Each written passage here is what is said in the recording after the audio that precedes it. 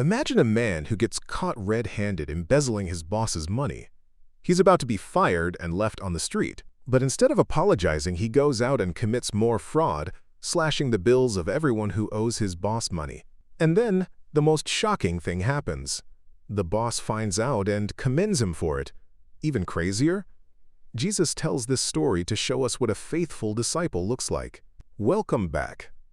Today we are diving into the most controversial, confusing, and notoriously difficult passage in the New Testament, the parable of the dishonest steward. Why would Jesus hold up a criminal as a role model? Let's get into the extreme detail of what's actually happening here. The story starts in Luke chapter 16 with a manager, an Oikonomos, who was accused of wasting his master's possessions. In the Greco-Roman world, a manager was often a slave or a freedman in a position of immense trust. He was the face of the estate. When he's called to give an account, he doesn't argue. He knows he's finished. And this is where we see the first layer of the parable, status concern. The manager says to himself, "I am not strong enough to dig, and I am ashamed to beg." To understand this, you have to realize that in the ancient world, digging meant back-breaking manual labor that would pay less than the cost of feeding a family. And begging? That carried a social stigma so severe it was considered worse than death. He is a man facing a, quote, status shift from the elite class to the expendable class. So he hatches a plan. He calls in his master's debtors. One owes 900 gallons of olive oil. He tells him to write 450. Another owes 1,000 bushels of wheat. He says, make it 800. Now, why these specific amounts? Some scholars believe he was simply cutting out his own commission, but others argue he was removing the hidden interest or usury that was technically illegal under Jewish law but common among the rich.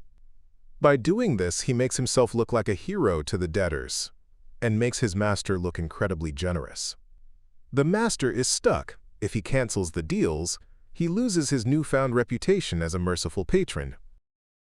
Verse 8 is the real kicker. The master commends the dishonest manager because he had acted shrewdly. This is where viewers usually get lost. Jesus isn't praising the theft, he's praising the foresight. He says, for the people of this world are more shrewd in dealing with their own kind than are the people of the light. Jesus is essentially saying, look at this guy. He knew his world was ending, and he used every resource he had to secure his future. Why aren't my followers, the children of light, this proactive about their eternal future? But let's go deeper. Some modern scholars propose a biography of Jesus reading. They suggest that the manager represents Jesus himself. Think about it. Jesus was constantly accused by the religious elite of wasting God's grace on sinners and tax collectors. In this view, Jesus is the one scattering the master's mercy and reducing the debt of sin that people could never pay back. When the master commends him, it's a divine wisdom that looks like dishonesty to the legalistic world, but is actually the heart of the kingdom. There's also a theory that this parable is the middle part of a trilogy. Remember the Prodigal Son in Luke chapter 15? Some researchers argue that the manager in chapter 16 is actually the same character as the Prodigal Son, now trying to work as a manager for his father after squandering his inheritance.